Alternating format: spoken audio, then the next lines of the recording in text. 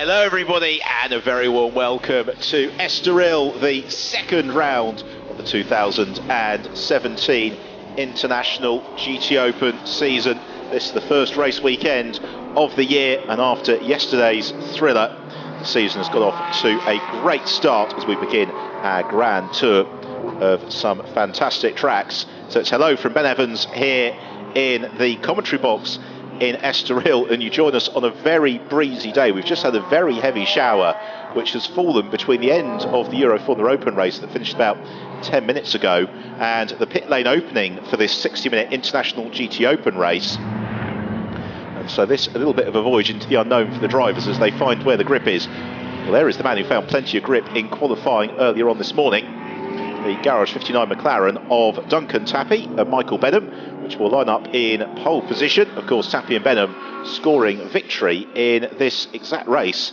12 months ago. And Tappy from pole position will be hoping to convert for another victory. Yesterday, it was the Emil Frey Racing Lexus of Philip Frommenweiler and Albert Costa that took the win after a great scrap late on, involving the Balfe Motorsport McLaren of Sean Balfe and the other Garage 59 McLaren of Alex West. There is the Spirit of Race Ferrari 488 of Mikel Mack and Miguel Ramos. They set the pace in free practice on Friday, and Mack was right at the sharp end of qualifying earlier on this morning. But what happened over the 30-minute session is the track got drier and drier, and a couple of drivers, Mack included, losing the opportunity to get a clear lap late on when the circuit conditions were at their very best. Same going actually for yesterday's runner-up Sean Balfe, who'll line up in 18th place, and Alex West, who completed the podium yesterday alongside Com Ledegar, who will start in 21st position. Starting 5th place is going to be this car, the Imperiale Racing Lamborghini Huracan of reigning champion Thomas Biaggi, and 5th is where Biaggi finished yesterday. He took the crown last year, in part due to a metronomic level of consistency, and certainly Giovanni Ventrini and Thomas Biaggi well set for today's race. Another car to watch for is this Mercedes of Marcello Hahn and Alain Corder, the Drivex Mercedes. Corder, who will take over mid-race, was very impressive running at the front end of the field yesterday, but his compatriot Hahn means starts 19th, so the Brazilian has got a fair amount of work to do. Duncan Tappy trying to pick his way through to the front of the grid, but huge entry this weekend, 22 cars, massive strength in depth, and field very, very tightly bunched in qualifying. The top 14 cars all covered by under 2 seconds, and it really was a little bit of a shootout later on in the session. So Tappy starts from pole. Alongside him on the front row of the grid is going to be the second Lexus in the race. That is the Farnbacher Lexus of Dominic and Mario Farnbacher, and it was Dominic Farnbacher who was out in qualifying this morning. Row 2 of the grid, we've got the Triple F Racing Lamborghini Huracan of Hiroshi Hamaguchi and Vitantonio Liuzzi, and it was the Brazilian, or rather Japanese, Hamaguchi who set the time. And then very impressive 4th on the grid for the Jordan Racing Bentley of Michael Meadows and Jordan Witt, and it's Meadows who'll be taking to the start. So the field starting to all form up on the grid, just over 10 minutes away from the start of the race. And again, changeable conditions forecast. Just looking out of the commentary box window, it's currently dry at the moment, albeit very breezy, but then there are some pretty heavy clouds rolling in from the coast. The track is now closed, 5 minutes to the start. So we could see some variable conditions of the race unfolding. So Duncan Tappy, there is his co-driver Mike Benham, and Tappy fully focused on the job ahead, the wheel of the Garage 59 McLaren. Always seem to be able to get into the right place at the right time in qualifying. Dominic Farnbacher then, in the Farnbacher Racing Lexus. And without wishing to go all Alan Partridge, both Lexi going very well this weekend in the hands of the Farnbacher Racing and Emil Frey Racing squads. Hiroshi Hamaguchi tucked into the cockpit of the Triple F Racing. I mean, Huracan, there is the XF1 racer, Vitantonio Liuzzi, just proffering some last-minute advice, getting a little bit of a debrief as well as to what the track conditions are doing. The Jordan Racing Bentley, Michael Meadows and Jordan Witt. Peeking to the cockpit of Michael Meadows, gearing up for the race ahead. You can see the nervous energy that he's expending. Thomas Biaggi, two-time World GT champion, reigning international GTOpen champion again. Focused on the job ahead. Time to give us a quick thumbs up. And then this is a car whose progress is going to be absolutely fascinating. Antonio Felix da Costa in the Aston Martin Motorsport BMW. Da Costa alongside Lourenco Beirao de Viega this weekend. Unlucky not to be further up the grid, as he was one of the pace setters through qualifying, but again, didn't get a clear track when the circuit was its best late on in qualifying. But Da Costa is one of the very, very best in the business. Really impressive in qualifying for the Sports and New Mercedes. Agano Figueiredo, the Brazilian driver alongside Marcio Basso, winners in the GTOpen class in yesterday's race, and Figueiredo qualifying an excellent 7th overall. This then is Philip Frommenweiler, who won yesterday's race alongside Albert Costa. Emil Frey racing Lexus, of course, has that 15-second success handicap in the pits, and that means that Frommenweiler and Costa just got to push as hard as they can. The Solaris team have had a very busy winter rebuilding the car after winter testing, but Francesco Cini rewarding them somewhat in qualifying earlier on.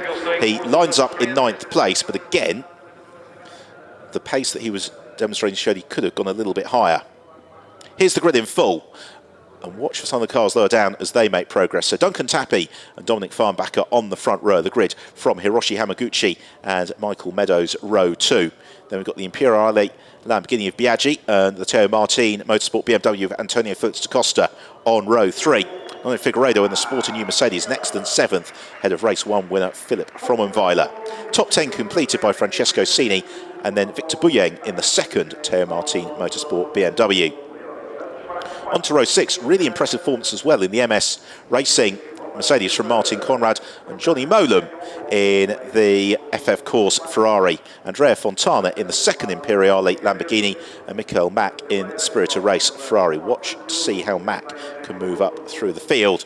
Francesco Guedes and Pier Giuseppe Perezzini show row 8. Again, Perezzini should make progress, as will, I'm sure, Edoardo Liberati and Sean Balfe, both of whom didn't really get the track position they wanted late on in qualifying. Marcello Hahn and Valentin Pierberg and all Mercedes, row 10. And then the field completed by Alex West and Luis Silva. So fantastic strength in depth. Arguably, any one of 15 or so cars could take the victory this afternoon. For Duncan Tappy, he will be hoping everything works in his favour off the line. So it's a 60-minute race, a rolling start, and then we've got the mandatory driver change and pit stops, but no refuelling. They come between the 24 and 36-minute mark of the race.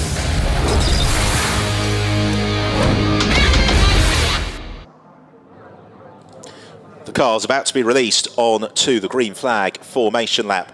Last chance to get a gauge of the track conditions, also chance to get a little bit of heat into the Michelin tyre. Now, tyre strategy for today is going to be absolutely fascinating, because the regulations in the International GTOpen are such that each car gets 16 tyres to use as they wish through the weekend, and so there was lots of talk about teams maybe trying to keep a couple of tyres in reserve for today's race, but we'll see how that unfolds. For now, though, it's the bright orange Garage 59 McLaren, the Duncan Tappy, that leads them away on the formation lap. Then it is the black with blue piping Farnbacher Lexus, and then the absolutely immaculately liveried Lamborghini Huracan. Behind, the Rolling Thunder gets up to speed and underway. This Estoril circuit, one that is very satisfying to drive around, but one that is also incredibly difficult to overtake at. And talking to the drivers after yesterday's race, they were saying there's only a couple of points on the circuit where really you can look to challenge. But as you can see from that camera angle, with the very heavy grey clouds above the track, a little bit of precipitation could make things very interesting indeed.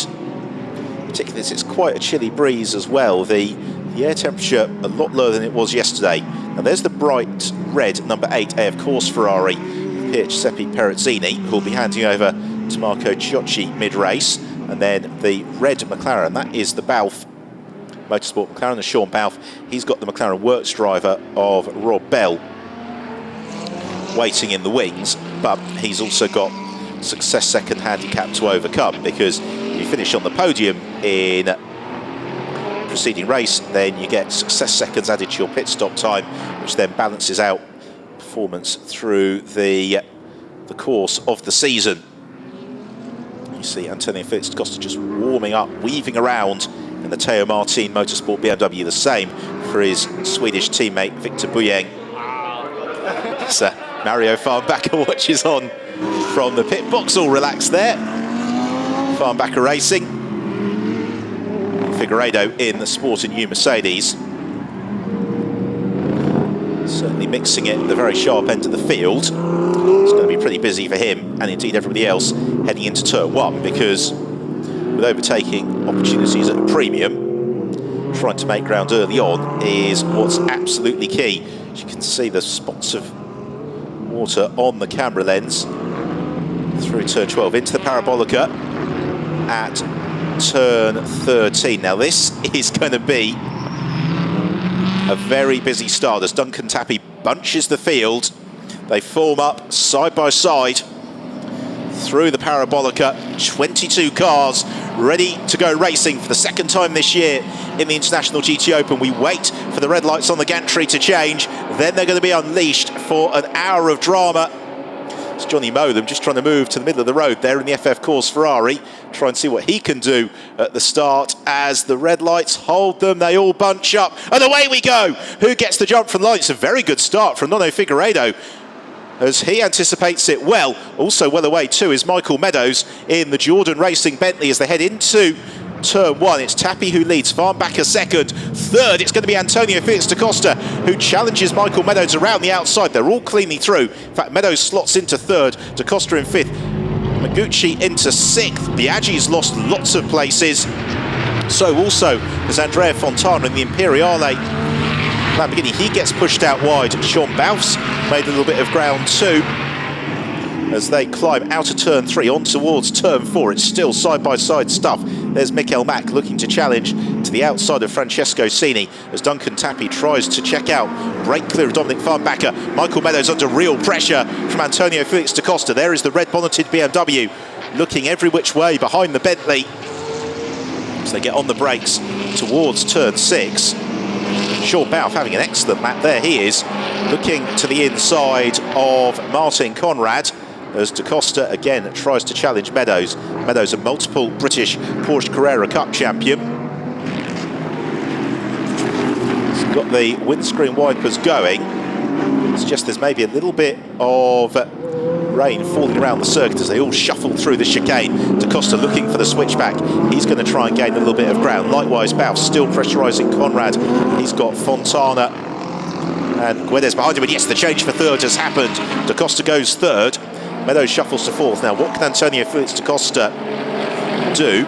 Meanwhile, Johnny Motham has had an excellent first lap as well, and Motham is up into about 6th place. He's just behind Hiroshi Hamaguchi. He's got Philip Frommenweiler behind him.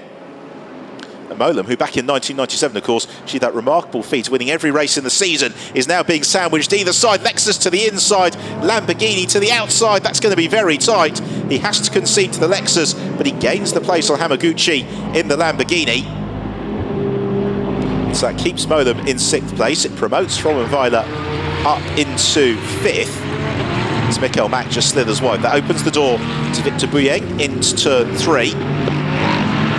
But Buyeng, sporting a little bit of damage, then runs wide. It's going to allow Mack to reclaim the place, which is exactly what happens. So the order is Tappy from Farnbacher, then Antonio Felix da Costa, Michael Meadows in 4th, 5th Philip Frommenweiler, 6th Johnny Motham, 7th Hiroshi Hamaguchi, in 8th place Nono Figueiredo, 9th Thomas Biaggi, and Francesco Cini completes the top 10. Headlights ablaze. It's looking very, very dark overhead. The track as yet I don't think is anywhere near damp enough to warrant wet tyres. as the front splitters grind on the road. Tapi coming under a little bit of pressure here from the Lexus of Dominic Farnbacher. McLaren a little bit more nimble through the slower corners, but then the Lexus very impressive through the parabolic, which they approach now. And then the question is as well, how quickly can Antonio Felix da Costa close up onto their tail? Swing through the parabolica, this to complete the second lap of the race. I think Tapi's got just enough on the Lexus this time around as they sprint down the start and finish straight. Farnbacher looks to try and close up. Over the ripples under braking, Farnbacher a little nibble to the inside. Tapi not going to be flustered by that. Moves across, claims the racing line. Their advantage over da Costa in third is 2.1 seconds. There's a little bit of a gap back to Michael Meadows and Philip Frommenweiler. Super scrap this for the lead of the race, pretty much exactly where we left off yesterday. McLaren and Lexus doing battle at the sharp end of the field. Really big queue as well, starting to form behind Hiroshi Hamaguchi, headed by Nono Figueiredo in the sporting new Mercedes. Then we've got Biaggi in the Imperiale Racing Lamborghini.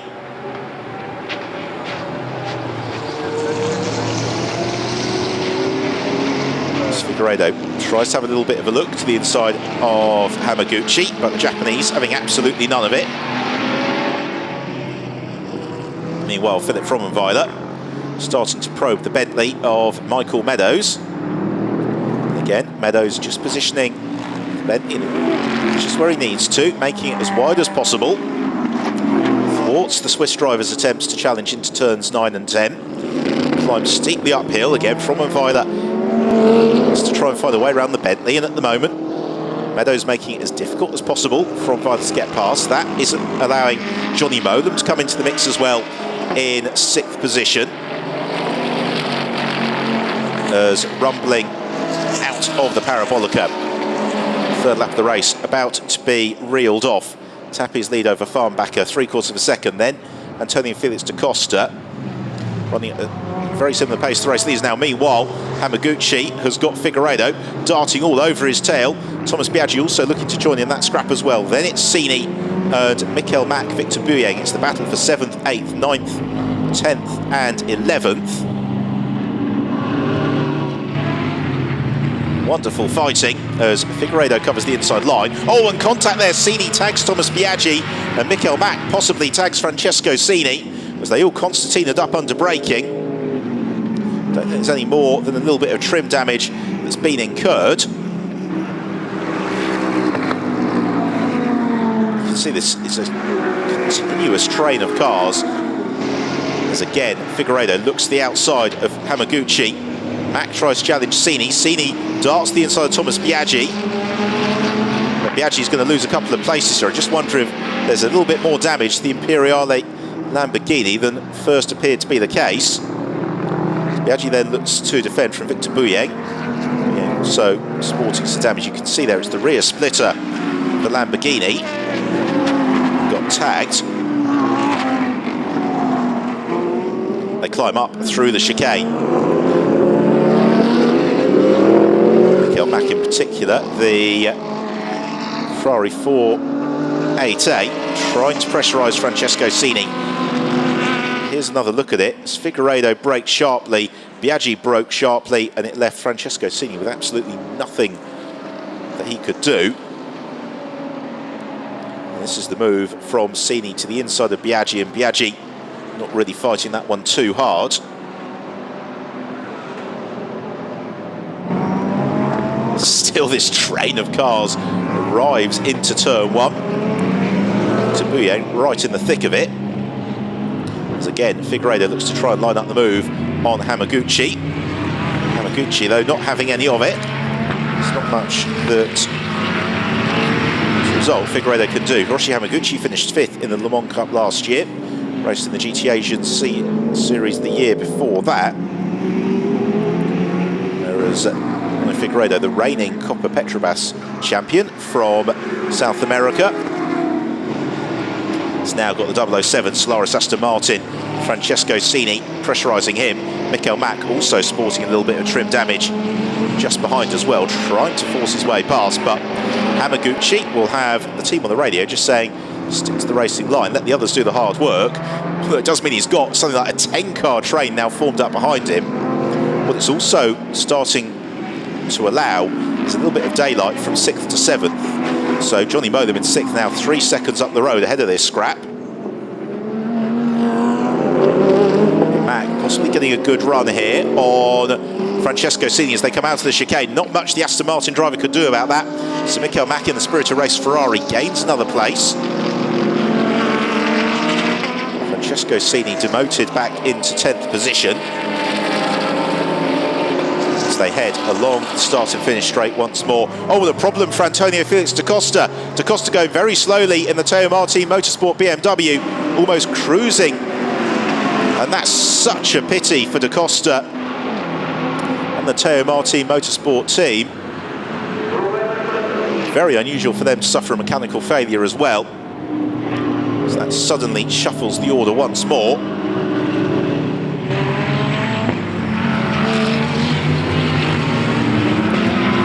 So removes one of the potential front-running podium-challenging cars from the race. So Tapie and Farnbacher, who continue to lead the way. They're now 6.5 seconds clear of Michael Meadows in 3rd.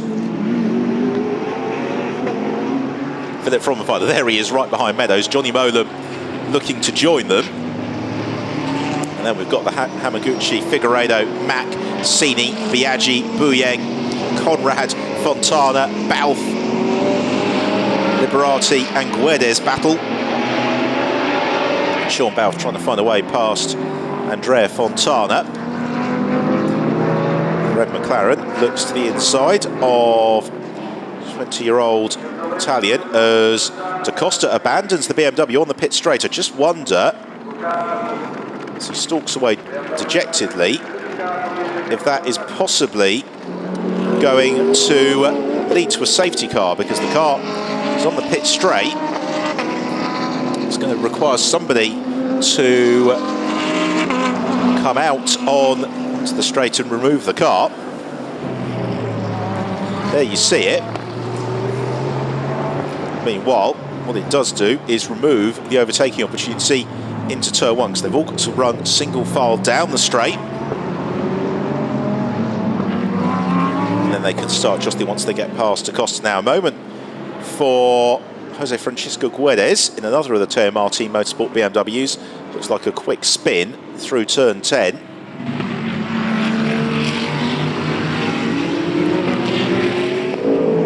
Still Figueiredo getting every opportunity to inspect the back of the Triple F Racing by ACM Lamborghini of Hiroshi Hamaguchi. Spirit of Race Ferrari of Mikel Mack staying with them. But the shower that we had a moment ago has blown through, so it's making the track conditions improve once more. Looking to the distance, we haven't got grey clouds looking like they're going to be arriving immediately. So we're 12 minutes away from the pit window opening. Duncan Tapie leads the way by a second over Dominic Farnbacher. Then it's 7.2 seconds back to Michael Meadows in 3rd. He's got Philip Frommenweiler right behind him, and Johnny Motham in 5th. And Hiroshi Hamaguchi 4 seconds back from Motham in 6th. Nono Figueiredo, Mikel Mack, Francesco Cini and Thomas Biaggi then all completing the top 10. It's been a frantic opening 12 minutes or so to the race. The track, pleased to report, now clear, so they can race down the start and finish straight. Although the Emil Frey Racing Lexus not in position to challenge the Jordan Racing BMW. Johnny Motham in the FF Corse Ferrari keeping them company. Down to turn 1, down towards turn 2. Again, the camber just tries to kick the cars out the edge of the road before it falls away further still on the brakes into turn 3. Now, of this group of cars, don't forget that Philip Frommenweiler in second car in the group, 4th in the race overall. He has got a 15-second pit handicap as a result of he and Albert Costa's victory yesterday. And the way that things currently stand, that would feed Frommenweiler out into about 13th place, so he needs to work to try and gap the field. Figueiredo again looks to have a little bit of a look to the inside of Hiroshi Hamaguchi. Figueiredo currently comfortably the GTAM class leader. It's Johnny Molam through the twisty bits of the circuit, able to start to apply a little bit of pressure to the Lexus of Philip Frommenweiler. Then we come into this final sector of that. This is where Frommenweiler can stretch his legs in the Lexus a little bit. The same goes for the Jordan Racing Bentley of Michael Meadows, particularly through the Parabolica. Those two cars very strong, and then getting that propulsion onto the start and finish straight. They can see off in the distance Duncan Tappy and Dominic Farnbacher. Tappy's lead over Farnbacher now 1.8 seconds, and it's 8 seconds back to this gaggle behind.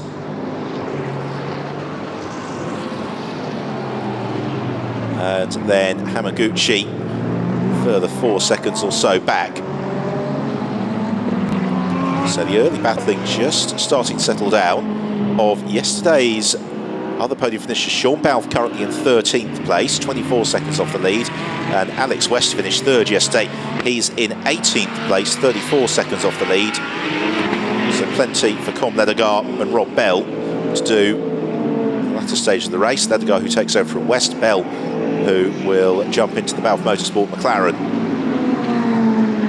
This certainly could play nicely into the hands of Vitantonio Liuzzi, and he takes over from Hiroshi Hamaguchi, because Hamaguchi keeping that Lamborghini in very good contention.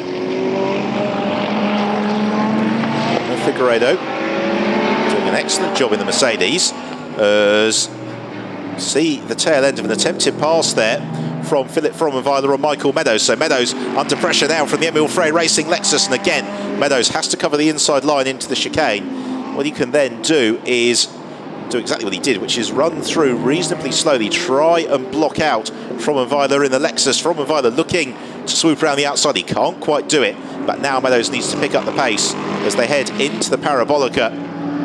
You can see the Bentley coming under real pressure, and surely Frommenweiler's going to have a good opportunity to challenge the Jordan Racing Bentley as they come down the start and finish straight towards turn one. Johnny Molam lurking with intent as well in 5th position as they flash through. Been a warning as well given to Michael Meadows for track limits. He's probably got more than enough to concentrate on as it is, with Philip Frommenweiler bobbing and weaving on his tail. Weiler, who finished 8th in the Porsche Super Cup last year, the 27-year-old Swiss. Very welcome addition to the International GTOpen, as again Meadows just struggling a little bit through turn 3, and he's starting 15 minutes into the race now to possibly feel the effects of having got through the best of those tyres. Meanwhile, Valentin Pierberg and Alex West do battle. Pierberg running a little bit wide in the SPS Automotive Mercedes. Cost him a couple of places. Now it was out of turn 6 a lap ago that Frommenweiler got the run on Meadows down towards turn 7. And again, the Lexus appreciably quicker than the Bentley. Again, Meadows knows exactly where he needs to place the car. You get the feeling that if Frommenweiler could get past Michael Meadows, he'd be able to pull away reasonably easily. But of course, it's one thing to keep the car in front, quite another to find your way past it. The element of strategy also comes into play fairly quickly too.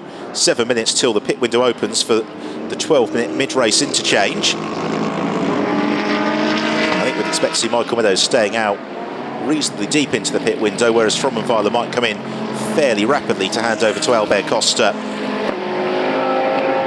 Likewise, Johnny Molam will stay out for a while. And as you can see now, as Michael Meadows defends, it's allowing the Hamaguchi, Figueiredo, Mack, Sini and Biaggi train all to close up onto this scrap for third. It's now become a 6-car tussle for third position.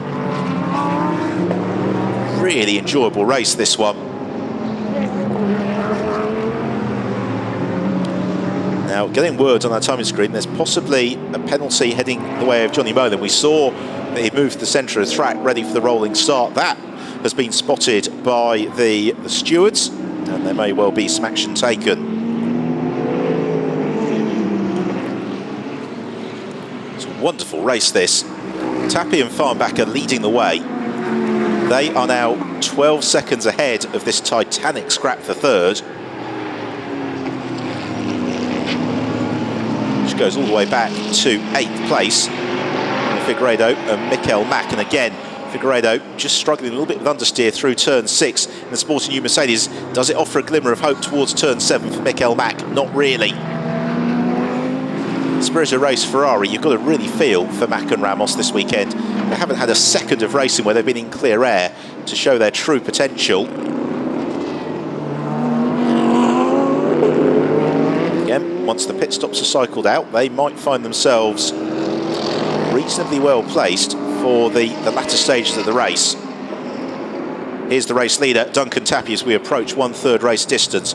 Dominic Farnbacher has been his ever-present shadow. Farnbacher in the Lexus, 2 seconds adrift of Tapi. And the rest of the train for third fires through. Meadows has just seen off that immediate threat from and Weiler as Johnny Molam slipping into the clutches of Hiroshi Hamaguchi.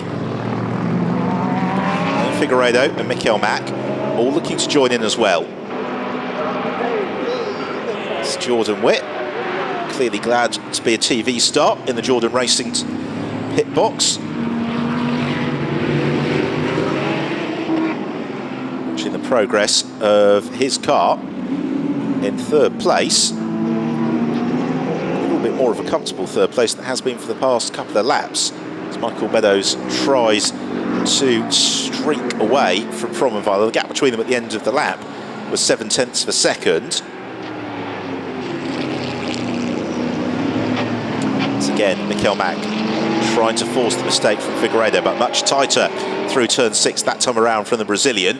And instead, Figueiredo once more looks to ask some questions of Hiroshi Hamaguchi. There's a slight gap back from Mikel Mack in 8th, Thomas Biaggi in 9th. Biaggi currently 23 seconds off the lead of the race as they climb up through the chicane.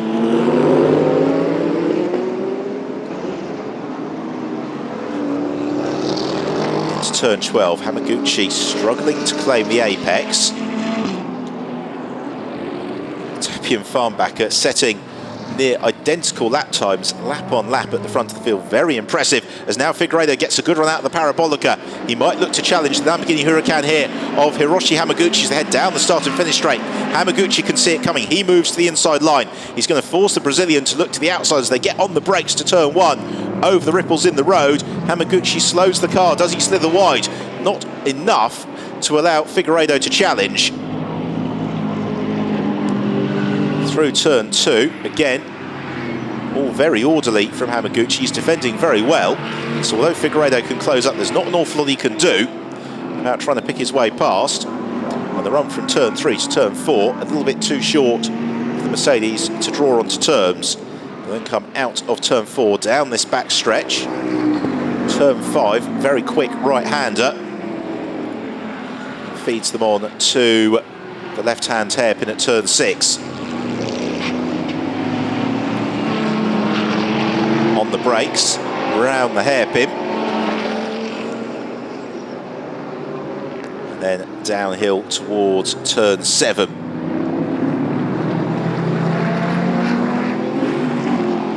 We're all having to be a little bit mindful of track limits as well. We're seeing quite a few track limit warnings being given to the drivers. As yet, no penalties.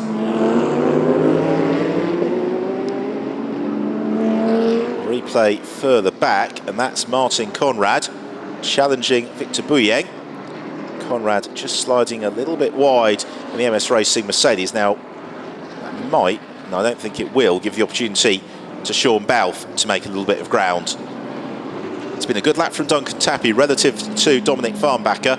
So Tapi now 2.5 seconds his advantage over Farnbacher. They're 13 seconds ahead of this scrap for third.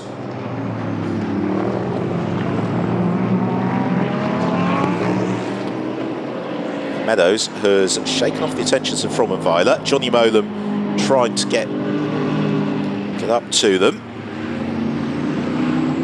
As again, Figueiredo trying to jig to the inside of Hiroshi Hamaguchi. Climb uphill into the left-hander. Mack moving the Spirit of Race Ferrari around, trying to craft any sort of opening that he can.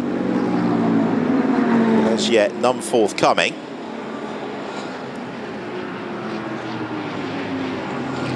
Certainly the Ferrari not close enough to challenge the Mercedes, which in turn isn't quite able to thrust to the inside of the Lamborghini into turn 6, but Hamaguchi just gets a little bit of a power slide, a little bit of over-exuberance with the throttle as he comes out of 6.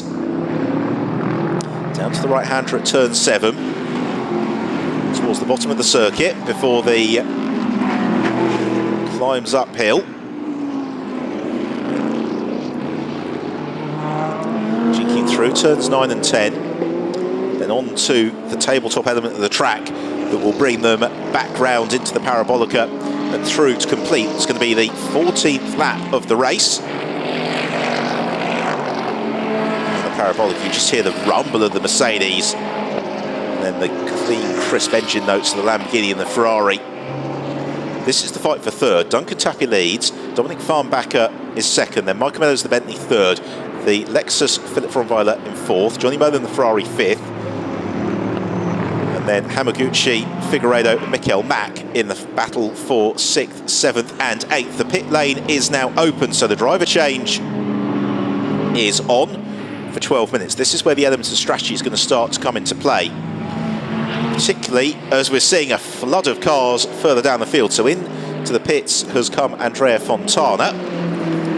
Also into the pit lane has come Pier Giuseppe Perezzini to hand over to Marco Ciocci. Fontana to pass the car to Vito Postiglione. Alain Cordier will take over from Marcello Harm. Com Ledegaard to take over from Alex West. And there is Tom Onslow Cole. Will jump into the Mercedes in place of Valentin Pierberg. Onslow Cole, the former star of the British Touring Car Championship,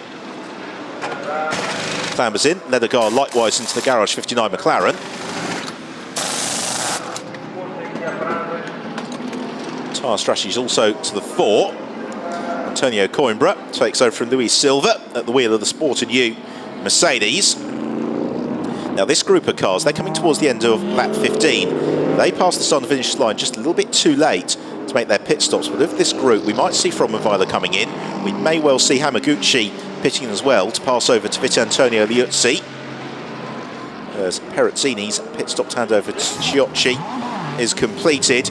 And yep, who is ducking pitwards? Yes, in goes Frohnweiler, in also goes Hamaguchi. Everything else continues on their way. A little bit of bodywork goes flying. I think that is the trim on the Ferrari of Mikael Mack, who gets a superb run here on Nono Figueiredo into turn 1.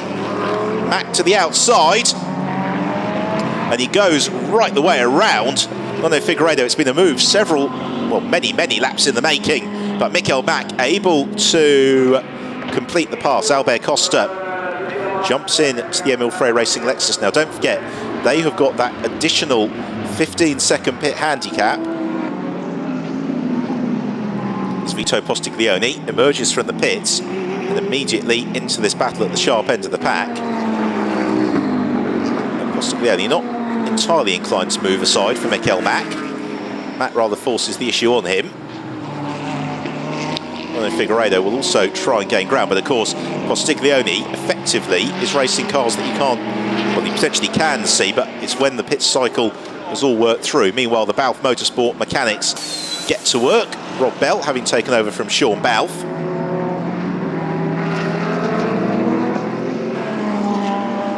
Now this, Fernando Figueiredo, frustrating, but he comfortably leads the GTAM element of the race.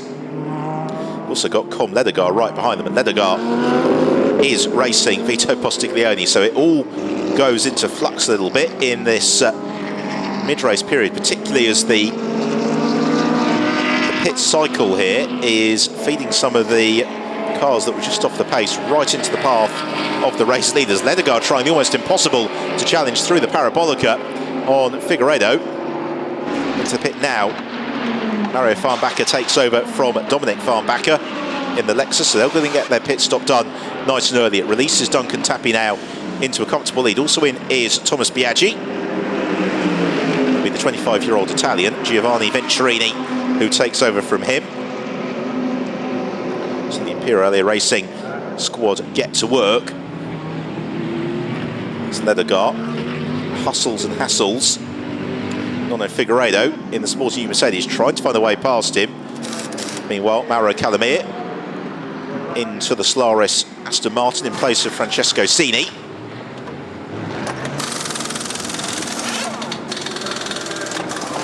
New set of boots as well for them, as Hedegaard looking every which way to threaten Figueiredo. Almost happens through the hairpin. Hedegaard able to take the really tight line, but the torque of the Mercedes gives it just enough on the exit as Giovanni Venturini thunders down the pit lane. Hedegaard getting a little bit frustrated, although he's essentially a lap down. The more track position he can clear now gives he and Alex West the best possible chance for good finishing position late on. And now he should be able to make the move on the Mercedes. He is into turn 12. Figueiredo forced into the demotion. Now the driver who is absolutely flying is Rob Bell, who has just done 2 of the fastest sections of the race so far in 15th place. He's in pursuit of Fran Rueda in the Teo Martin Motorsport BMW. He took over from Victor Bouyang. So the current order is Duncan Tappy, the race leader, 20 seconds clear of this man, Michael Meadows, in second. Johnny Molam is third. Mikel Mack is fourth. Nono Figueiredo is fifth. Martin Conrad is sixth. Eduardo Liberati is seventh. And they all haven't made their pit stops. Of those that have pitted, it's Mario Farnbacher, who is clear of Giovanni Venturini and Mauro Calamir. And then Vitantonio Liuzzi would appear to, I think, have suffered from a slightly slower pit stop in the Triple F Racing Lamborghini, because he would appear to have emerged some way out of position. He should have been snapping at the heels of Venturini, if not slightly ahead of him, and instead Liuzzi is somewhere adrift. Meanwhile, Mikel Mack moving aside there to allow Vito Postiglione past him. Possibly sensing that Postiglione on new tyres is always going to be a little bit quicker.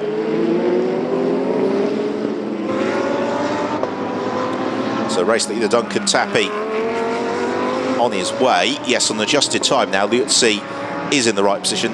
20 seconds adrift to Mario Farnbacher, so that's going to be worth watching. So those that have pitted, it is Farnbacher from Liuzzi, then Venturini, Calamir and Albert Costa. As into pit lane now comes Michael Meadows, just over half race distance from second place. It's hand over to Jordan Witt. Jordan Racing team get to work on the Bentley. Great drive that from Michael Meadows. Every possibility here for Jordan Witt to maybe sneak a podium from the race.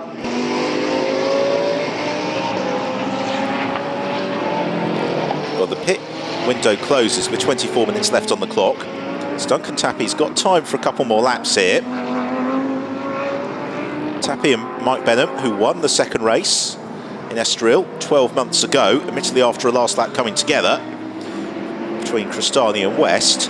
It was Ian Benham's sole victory of the 2016 campaign, as Felipe Barrieroth about to take over from Jose Francisco Guedes. So it's a fairly select club now that haven't come in for their pit stops. Teo Martin Motorsport mechanics getting to work on the BMW. As Tappy is going to go into at least one more lap. Now in the background you can see that Mauro Calamir in the Solaris Aston Martin being caught very quickly by Albert Costa, and then just behind as well was Rob Bell, who's been able to get the jump on Fran Rueda over the course of that last lap. So we've got this train of cars of Liuzzi, Venturini, Calamir, Costa and Bell. They're all separated by a few seconds from each other, but they are pushing very hard. Duncan Tappy in pursuit of Jordan Witt.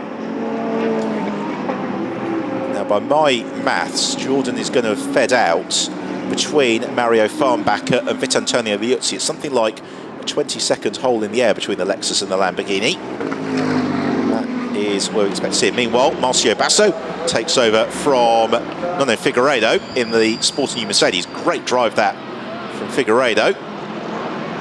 So it's just Tapi, Molam and Mack whom we're awaiting in the pits, because Kang Ling takes over from Eduardo Liberati in the Ratón Racing Lamborghini.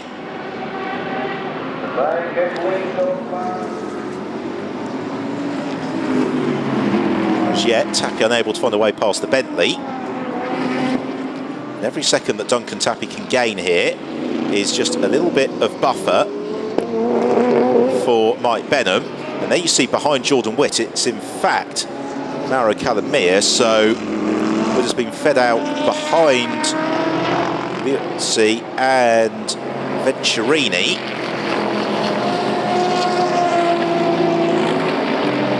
Tapi, he's going to sneak one final lap of the stint.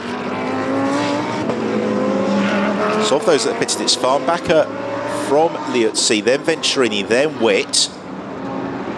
Duncan Tapi trying to get to the inside of the Bentley into turn one. He's just able to squeeze past in the Garage 59 McLaren now. So Tapi's released essentially for what will almost be a qualifying lap round the pits, the race leader. And that last lap from Tapi was a 1 minute 42.4. That compares to a 1 minute 39.9 from Venturini, 1 minute 40 dead from Mario Farnbacher. And so those couple of seconds lost there for Duncan Tapi might just be able to propel Farnbacher into the lead of the race by the time these pit stops are cycled through.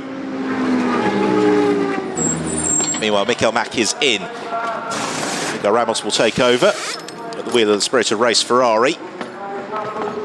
The team get to work slotting the Michelins onto the car. You can see that Mack has certainly had some adventures, as now Witt under pressure from Mauro Calamia, Albert Costa and Rob Bell, as Alexander Carquina takes over from Martin Conrad Mercedes.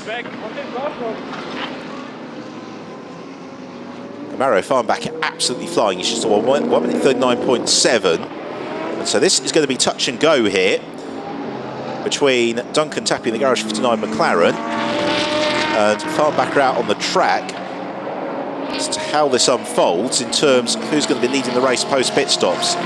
So Tapi has to duck to the pit lane now. He does. It will be Mike Benham who'll assume control of the car as they slow down to the 60 kilometres per hour pit lane speed limit. It's been a superb performance this from Tapi. But has it been enough to maintain that buffer over Mario Farnbacher as Tapi got caught in traffic late on? The Garage 59 squad very well drilled under the leadership of Tim Mullen, himself an excellent driver. New boots going on for Mike Benham. So Benham's going to be in a position to, I think, push the car pretty hard, as Jordan Witt doing everything he can to keep Mauro Calamia, Albert Costa and Rob Bell at bay. Johnny Molam has done his job. Ivor Dunbar about to take over at the wheel of the FF Corse Ferrari. And that concludes the pit stops. Oh, and contact between Calamia and Jordan Witt. Witt shut the door a little bit late on the Aston Martin then, and has lost several places for his troubles. Also, just gives the slither an opportunity to Rob Bell to start to challenge Albert Costa.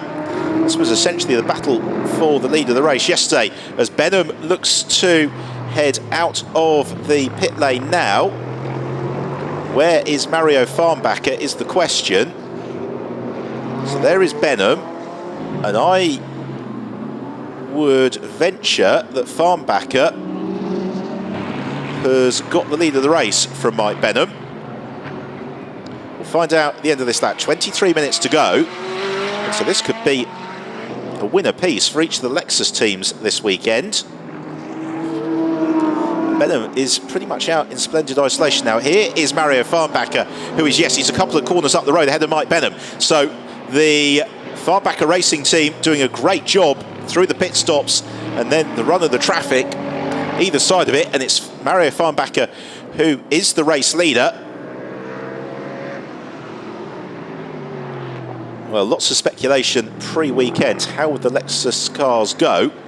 The answer is very well. Meanwhile, here is the battle between Giovanni Venturini and Vitantonio Liuzzi.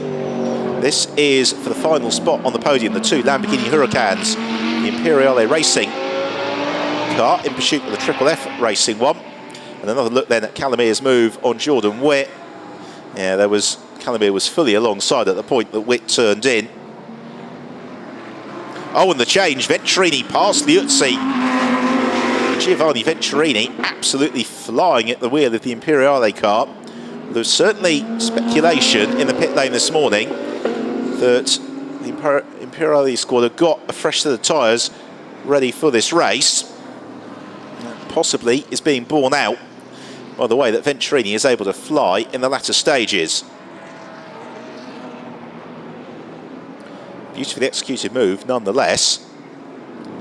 So there is Benham. So the race order is Mario Farnbacher, he leads 8.8 seconds clear of Michael Benham. Third place is Giovanni Venturini. Fourth is Vitantonio Liuzzi. Two Lamborghinis still flying in formation. And they are 16 seconds back from Benham with 21 minutes to go. In fifth place it's Miguel Ramos. Sixth, Mauro Calamia. Seventh is Rob Bell. Eighth, Ivor Dunbar. Ninth, Albert Costa. And 10th, Jordan Witt. So Bell off camera, able to make a move on Albert Costa. So this a good weekend so far for the Balfe Motorsport team. They're looking set for two solid top 10 finishes. But if things stay as they are, it's going to be the Farnbacher Racing team. We're going to leave Estoril with the lead of the championship. It was a fourth place yesterday for Farnbachers, and a win likely today. And you see Bell about to make a move of Mauro Calamir. Now we saw waved yellow flags. Also flying is Marco Ciocci. He's just behind Fran Rueda in Aston Martin BMW. They're both up with Jordan Witt as Bell looks to the inside of the Aston Martin.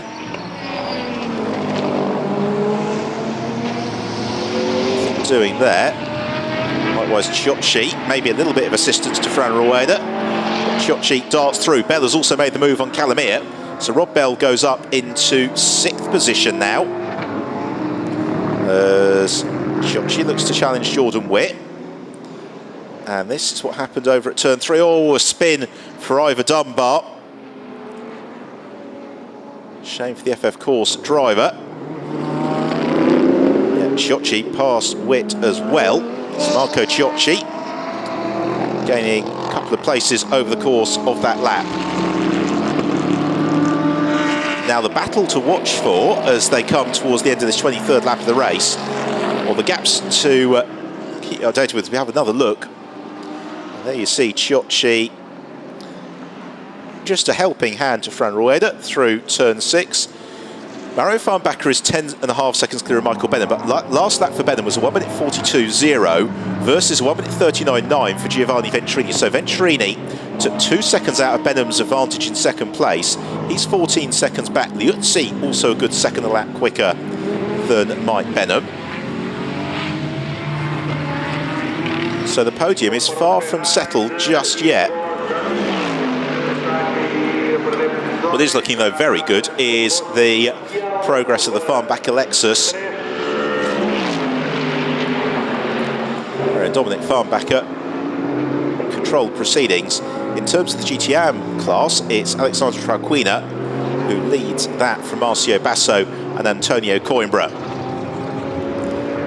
18.5 minutes to go in the second race of the International GTOpen season. And Mario Farnbacher in the Farnbacher Racing Lexus leads from Michael Benham in the Garage 59 McLaren. And then in third place it's the Imperiale Racing Lamborghini of Giovanni Venturini. That lap from Farnbacher, a 1 minute 41.0. Benham a 1 minute 42.3. Now what can Venturini offer us? A 1 minute 40.6. It's Venturini 12 seconds adrift of Benham as Albert Costa loses out to Marco Ciocci. And Ciocci on an absolute fly here. He goes up into 8th place.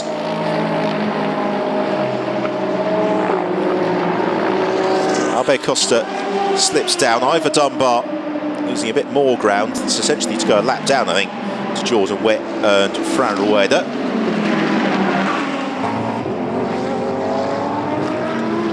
A bit of damage on Witt's Bentley. Rueda currently in 11th place in the Aston Martin Motorsport BMW.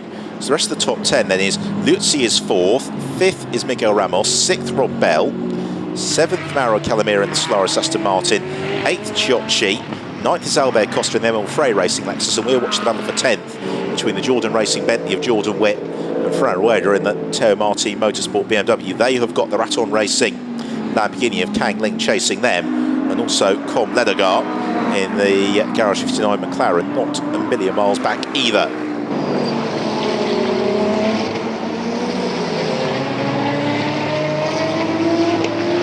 Still got over a quarter of the race to run.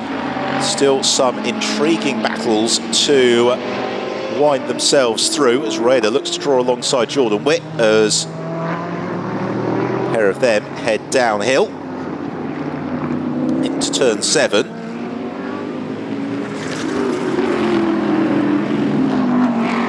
On the brakes up through the chicane. These are two big cars, the Bentley and the BMW. They like the quick sections of the circuit, slightly less keen, particularly at this stage of the weekend, about maybe some of the slightly slower and more technical elements. Well, the battle certainly to keep an eye on, I think, is going to be the one for 2nd, 3rd and 4th, because the rate of capture at the moment for Mike Benham by both Giovanni Venturini and Vitantonio Liuzzi is such that they are going to be onto terms with Benham well before the checkered flag. So the Garage 59 man is going to have to get his elbows out a little bit. All plays into hands quite nicely though. Mario Farnbacher in the lead of the race.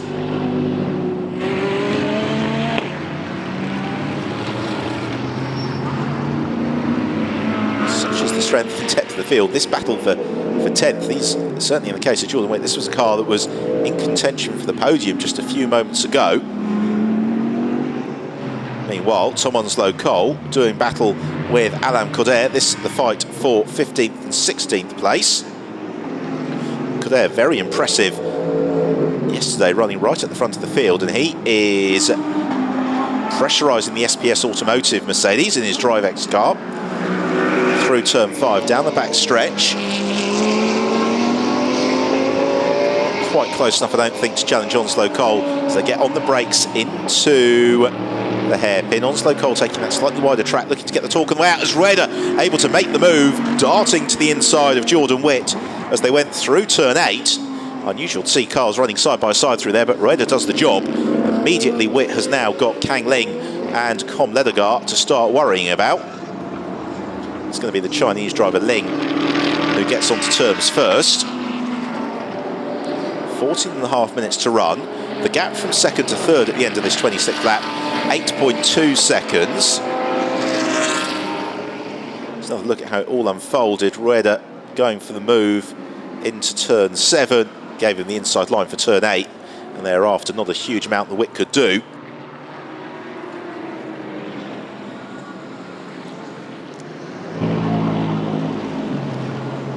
So Mario Farnbacher is still the race leader. Mike Benham in 2nd. 8.2 seconds now his advantage over Giovanni Venturini. Vitantonio Liuzzi in 4th, only 3 seconds back, with Venturini and Liuzzi on course to catch the McLaren over the next few laps. Miguel Ramos in 5th, likewise has got Rob Bell very quickly getting on to his tail in the battle for 5th and 6th. Mauro Calamira in 7th has got Marco Chiocci right behind him.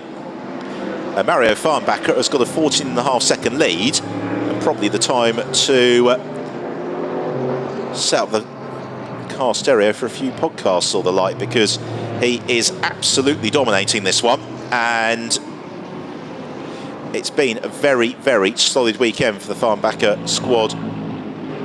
4th place yesterday, running a very strong 2nd in the first phase of the race today, getting the jump through the pit stops, and thereafter Mario Farnbacher is running at a pace that means he's under no particular threat from those behind. Here's, meanwhile, the battle for 5th and 6th place. Miguel Ramos, the Spirit of Race Ferrari, then the Balfe Motorsport McLaren of Rob Bell, and then Mauro Calamira and Marco Chiocci not too far adrift either. They fight over 7th and 8th place. As Chiocci, the AF Corse Ferrari, pressurises the Solaris Aston Martin of Mauro Calamira. Calamira, we've seen previously in the International GTOpen at the wheel of a Maserati, going back a couple of years ago. There is Albert Costa, yesterday's race winner, the Emil Frey Racing Lexus. Chiocci sees half an opening to the inside at turn 4. Thought about a little slip to the inside. Couldn't quite craft the opening, but he hassles the Aston Martin through turn 5 and down the back straight towards turn 6. The AF Corse Frey, though, it's a car length too far adrift to the Aston Martin. It's caused Calamir any problems unless Calamir makes an error, which he does not do.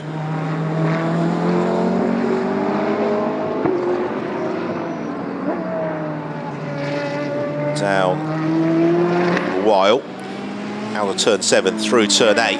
Chiocci was good on the brakes at turn 9 in yesterday's race, but the Aston Martin well positioned, defends enough. Chiocci, though, looking for the switchback as they climb out the corner. I think he may have done enough here, Marco Chiocci. Indeed he has. Jumps to the inside Calamir and then shuts the door at turn 12. So Marco Chiocci goes 7th, Calamir demoted to 8th. And now the AF Corse Ferrari released to see what he can do. Now chasing down Ramos and Bell ahead. Calamir runs wide, scatters some AstroTurf. There is Rob Bell chasing Miguel Ramos in their fight for 5th and 6th. The battle ahead, by the way, for 2nd, 3rd and 4th. It's now just 4 seconds from Mike Benham to Giovanni Venturini. So we'd expect to see Venturini with Benham in the next lap or so. As Bell steadily whittled away Ramos's advantage. Now, where can the McLaren find a way past? Miguel Ramos, of course, who claimed the International GTOpen title in 2015 at the wheel of a McLaren, knows exactly where the car is going to be strong. So where he can play to the advantages of the Ferrari, but Bell has got the inside track here into the hairpin. Very nicely judged from Rob Bell. He gains the position, moves up into 5th. That may well be as far as the Balfe Motorsport McLaren is going to go, though, because Bell has now got 12 seconds or so to try and close up to Vitantonio Liuzzi. Another look at it, really a textbook move from Rob Bell. Saw the gap, and also Miguel Ramos using all of his experience not to shut the door well after the event. So Mike Benham goes past the commentary box. 2.6 seconds his advantage over Venturini. So that's probably the battle to watch for, is the one for 2nd and 3rd place, the Garage 59 McLaren, and the bright green Lamborghini. And here we are. So this is Mike Benham, 2nd place for Benham. Now where is Venturini? The timing screen told us he was 2.6 seconds back as Ramos tries to close back onto turns with Rob Bell. And there is Venturini. So the battle for 2nd and 3rd is being joined now. The rate of capture in the past couple of laps, which you can see on the graphic, it suggests that Venturini is going to be within striking distance of Mike Benham by the end of this 30th lap of the race. Benham, who came into the International GTOpen Championship last year without all that many race miles under his belt, but acquitted himself extremely well. Won in Estoril, was unlucky not to win in Paul Ricard, but featured on the podium several other occasions through the course of the season. The podium looking good for Benham today. It's going to be a question of how long can he keep Venturini behind him, and is that going to allow Vitantonio Liuzzi, who's only a few seconds back, up the road as well? You just saw a glimpse of Liuzzi there. He is to try and join this scrap as well, because the McLaren is such a nimble car through the corners that as long as Benham is able to do the job through the Parabolica and out of turn 4, there might not be an awful lot the Venturini and the Lamborghini can do about him. A little bit of traffic to contend with as well. That's going to be Philippe Barrieroff, who they'll be lapping fairly shortly in the Teo Martin Motorsport BMW. And on the brakes into turn 1, the Imperiale Racing Lamborghini, Giovanni Venturini, alongside reigning champion Thomas Biaggi, closes on to Benham. It's under 8 minutes left in the race. It means they've got time probably for 4 more laps. And we saw a couple of occasions last year that Mike Benham very good at soaking up the pressure and not being flustered when quicker cars potentially chasing, but Venturini really doing a fine job in the Imperiale Racing Lamborghini. We've not seen a lot of Venturini, but he has been consistently in this phase of the race alongside Rob Bell, one of the quickest cars on the track. Benham just takes the slightly wider track through turn 6, downhill towards turn 7. He defends. Venturini tries to craft an opening anyway. Benham moves across, shuts the door, as he's perfectly entitled to do. I think they could do without the distraction here of Philippe Barrieroth, which is slight frustration for Benham, who is trying to attack and defend, pick his way past the BMW, whilst at the same time keep the Lamborghini behind him. And Barrieroth sees them coming, moves aside. It's very good, gentlemanly of the Portuguese, because it allows us to enjoy this battle for second place, which heads around the Parabolica. 6.5 minutes left on the clock. Mario Farnbacher long gone. Venturini might have a run here on the McLaren as they head down the start and finish straight. Benham's going to have to move across and cover the inside line. That's exactly what he does. Venturini goes with him and looks even deeper to the inside. Benham tries to squeeze him, but Venturini's got the position. Or has he? They try to shut the door on each other, but Venturini squeezes past, takes second place away from Mike Benham.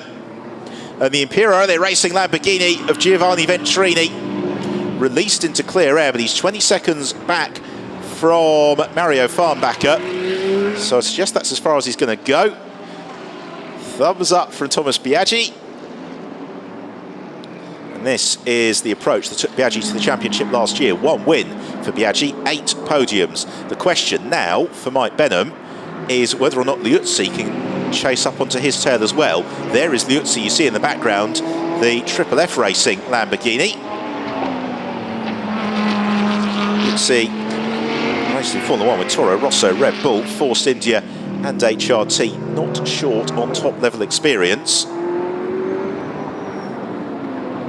Got onto the Pro-Am podium yesterday. He's looking like he's going to get onto the Pro-Am podium again today. And actually the Benham and Liuzzi battle is the one for the Pro-Am class win. Alexander Traquina, currently the leader of the GTAM class, but only 4 seconds clear of a very fast closing Antonio Coimbra. So 5 minutes to run, lots to be resolved. So here is Benham. Now, what is his lap time relative to that of Vitantonio Liuzzi as Venturini romps clear? Benham accelerates along the start and finish straight in the Garage 59 McLaren, and he sets a time of a 1 minute 43.8. Vitantonio Liuzzi, there he is, ominously in the background, 1.5 seconds quicker. So Liuzzi now just 2.3 seconds back from Benham, and Liuzzi is going to have time. Oh no, he's not, he goes off. Liuzzi goes off at the first corner through the gravel trap. I was going to say he was going to have time to catch Mike Benham, but it's Liuzzi who blinks first, makes the mistake in the Lamborghini Huracan, bumps his way back onto the track, right into the path of Rob Bell, and that's a gift for Bell, who swings around the outside of the Lamborghini and goes fourth. So brilliant start to the season for Rob Bell and Sean Balfe. And don't forget that Sean qualified down in 18th place, raced up through the order very nicely. And I just wonder if Liuzzi's picked up some damage, because Miguel Ramos also squeezes past the Lamborghini Huracan. So that pitches Liuzzi down into 6th place. Marco Ciocci closing pretty rapidly as well. May also find his way past the Lamborghini. So 3.5 minutes to go. Yes, and there is the move from Ciocci on Liuzzi. So 3.5 minutes to go. The order looking relatively settled for the first time, with Farnbacher. There he is, Mario Farnbacher, into what may well be the penultimate lap of the race at the wheel of the Farnbacher Racing Lexus.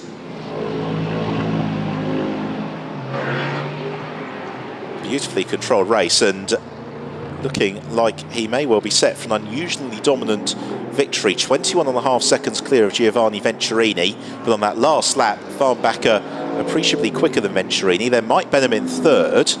Now, Benham's advantage over Rob Bell in fourth is 10.5 seconds, so that's unlikely to change. Miguel Ramos is fifth in the Spirit of Race Ferrari. Marco Ciocci is sixth. Mauro Calamia in the Solaris Aston Martin 7th, Albert Costa in the Emil Frey Racing Lexus 8th. Now here is, and was Antonio Coimbra briefly, who is in pursuit potentially of a class victory in the amateur class, as GTOpen class rather, as into the pit lane comes Vitantonio Liuzzi, and it might well be a tyre that cried enough. The team have a look, possibly some of the internals have been damaged as well, so very disappointing end to the weekend for Liuzzi and Hamaguchi. It's going to be a good result for Michael Benham and Duncan Tappy, as Mario Farnbacher about to start the last lap of the race. He crosses the line now, so we're into the final lap of the race. Very entertaining second race of the weekend here in Estoril. Sets us up very nicely for the rest of the International GTOpen season. Giovanni Venturini and Thomas Biaggi, second place looking on the cars today to go with the 5th place from yesterday. So again, they are going to be pulling together a very nice haul of championship points, as will Rob Bell and Sean Balfe, en route to 2nd place and a 4th from the weekend. Ramos and Mikel Mack, despite the frustrations being in traffic, they have played the long game today. It looks like it's going to reward them with a 5th position.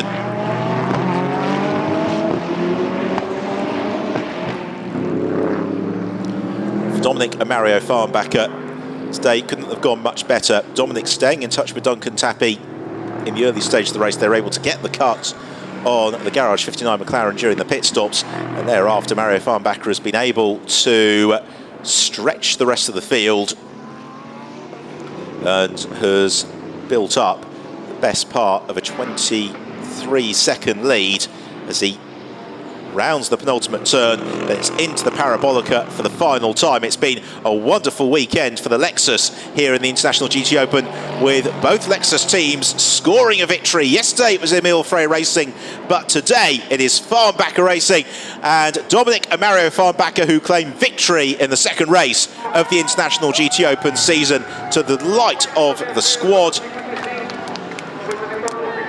Celebration time for Farnbacher Racing on the pit wall.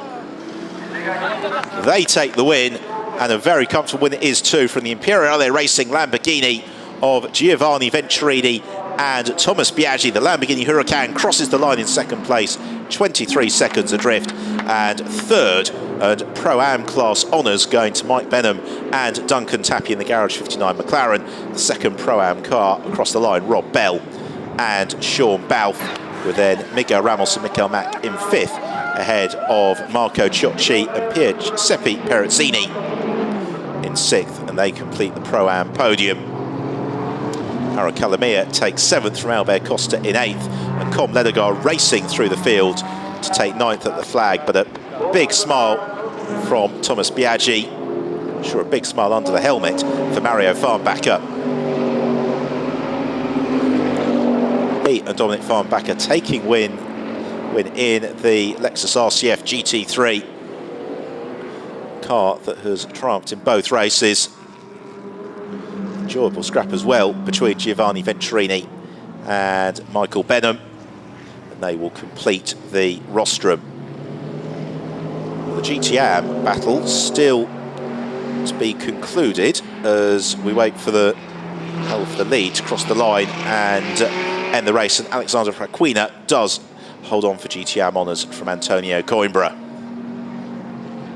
Check the final classification. So Dominic Mario Farnbacher take the win, 23 seconds clear of Thomas Biaggi and Giovanni Venturini. Mike Benham and Duncan Tappy 3rd place, and they claim the Pro-Am class victory, with Sean Balfe and Rob Bell in 4th, and also the fast lap of the race going to Rob Bell and Miguel Ramos and Mikel Mack. Then Giuseppe Perezzini and Marco Ciocci. Sini and Calamia in the Solaris Aston Martin, very solid 7th from Costa and Frommenweiler in the 2nd Lexus. Great drive early on from Michael Meadows. He and Jordan Witt rewarded with 15th, just behind Valentin Pierberg and Tom Onslow Cole. Disappointment for Hamaguchi and the Utsi, a podium on the cards, but it all went wrong late on. Unfortunately, that car not re-emerging from the pits. And then even more disappointment for Antonio Felix da Costa, Matteo Martin Motorsport BMW, who we lost early on. Check of the championship then, and it is the Farnbachers who lead the way, 3 points clear of Rob Bell and Sean Balfe, and they in turn have just a 2-point advantage over Thomas Biaggi and Giovanni Venturini, with Albert Costa and Philip Frommerweiler also on 18 points. It sets us up for a wonderfully close season. Next round of the International GTOpen, of course, the 27th and 28th of May at the Spa-Francorchamps circuit. Always one of the highlights of the season. And again, bumper entry anticipated as Thomas Biaggi runs over to congratulate Giovanni Venturini. Huge grin from Biaggi as Mario Farnbacher used to run his way into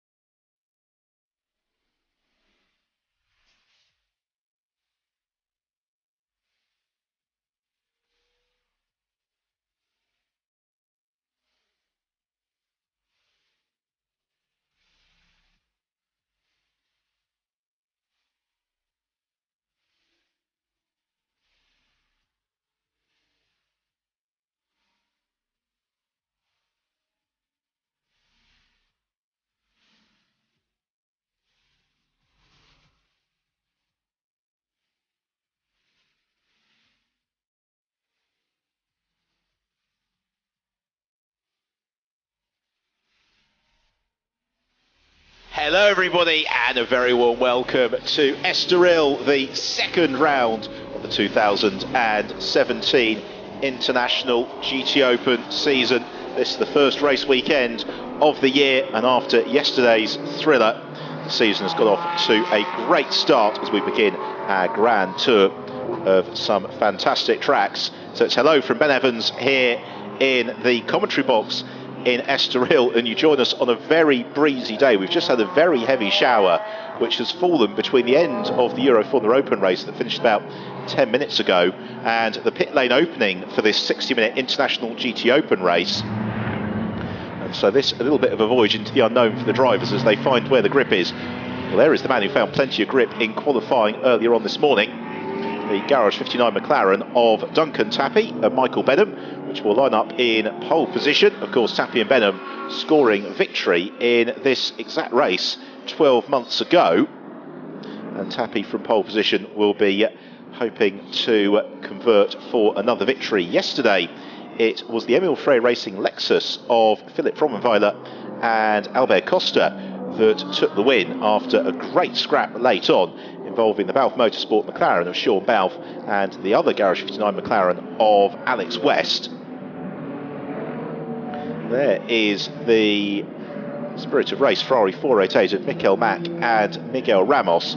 They set the pace in free practice on Friday, and Mack was right at the sharp end of qualifying earlier on this morning. But what happened over the 30-minute session is the track got drier and drier, and a couple of drivers, Mack included, losing the opportunity to get a clear lap late on when the circuit conditions were at their very best. Same going actually for yesterday's runner-up Sean Balfe, who'll line up in 18th place, and Alex West, who completed the podium yesterday alongside Com Ledegar, who will start in 21st position. Starting 5th place is going to be this car, the Imperiale Racing Lamborghini Huracan of reigning champion Thomas Biaggi, and 5th is where Biaggi finished yesterday. He took the crown last year, in part due to a metronomic level of consistency, and certainly Giovanni Venturini and Thomas Biaggi well set for today's race. Another car to watch for is this Mercedes of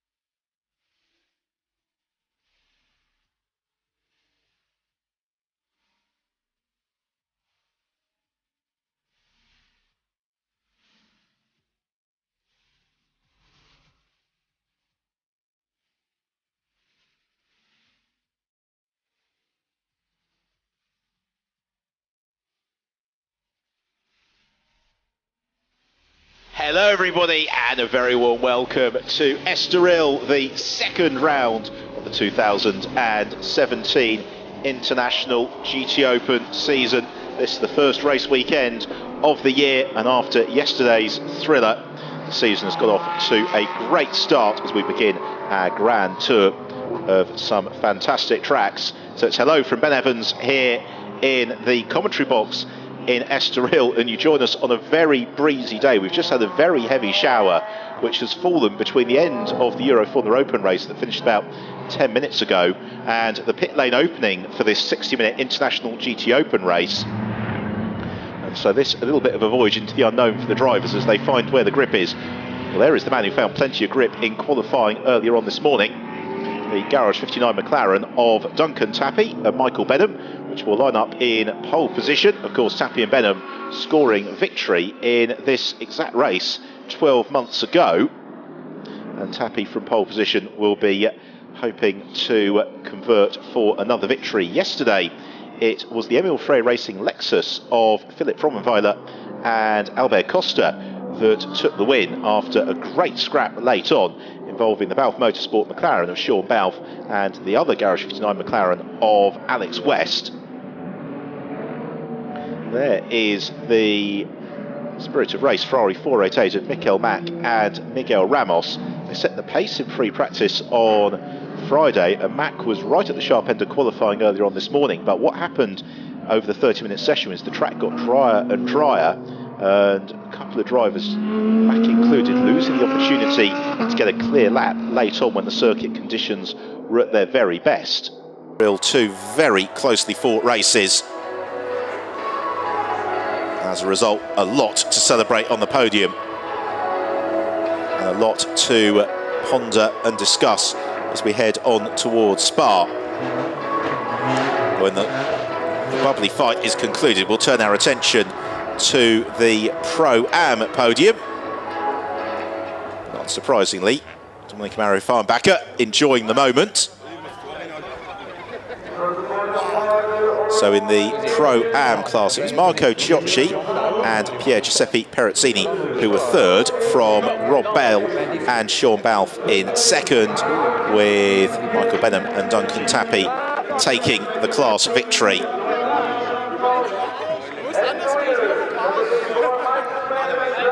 So Perezzini and Ciocci on to the rostrum for AF Corse, Bell and Balfe for Balfe Motorsport in the McLaren, and then Benham and Tappy, Pro-Am class winners for Garage 59.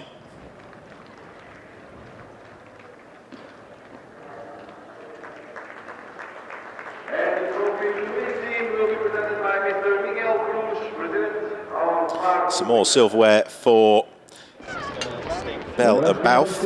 Two excellent Pro-Am races this weekend.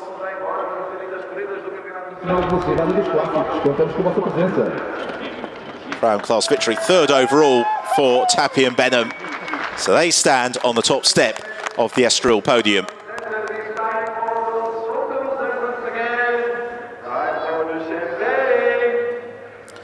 So time once more for a little bit of bubbly, and Benham comfortably winning the race to uncork the bottle. And Ciocci coming a very distant sixth. So some very happy drivers celebrating in Estoril. And then we'll have a third and final podium for the GT-Am class, because we also had some great racing in that class, particularly Martin Conrad and Alexander Krakwina doing a great job to hold off Antonio Coimbra and Luis Silva's charge late on.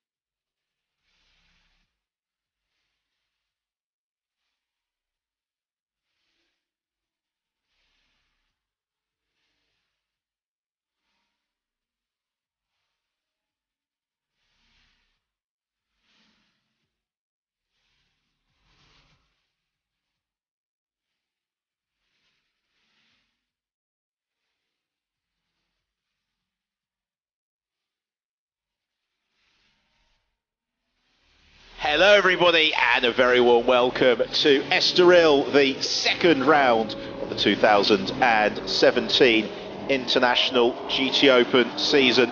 This is the first race weekend of the year, and after yesterday's thriller, the season has got off to a great start as we begin our grand tour of some fantastic tracks. So it's hello from Ben Evans here in the commentary box in Estoril, and you join us on a very breezy day. We've just had a very heavy shower which has fallen between the end of the Euro Formula Open race that finished about 10 minutes ago and the pit lane opening for this 60-minute International GT Open race. And so this a little bit of a voyage into the unknown for the drivers as they find where the grip is. Well, there is the man who found plenty of grip in qualifying earlier on this morning, the Garage 59 McLaren of Duncan Tappy and Michael Benham, which will line up in pole position. Of course, Tappy and Benham scoring victory in this exact race 12 months ago.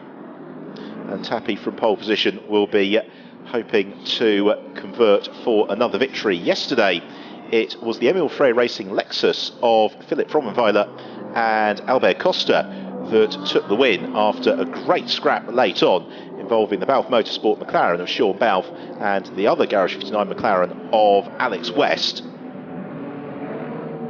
There is the Spirit of Race Ferrari 488 of Mikel Mack and Miguel Ramos. They set the pace in free practice on Friday, and Mack was right at the sharp end of qualifying earlier on this morning. But what happened over the 30-minute session is the track got drier and drier, and a couple of drivers, Mack included, losing the opportunity to get a clear lap late on when the circuit conditions were at their very best.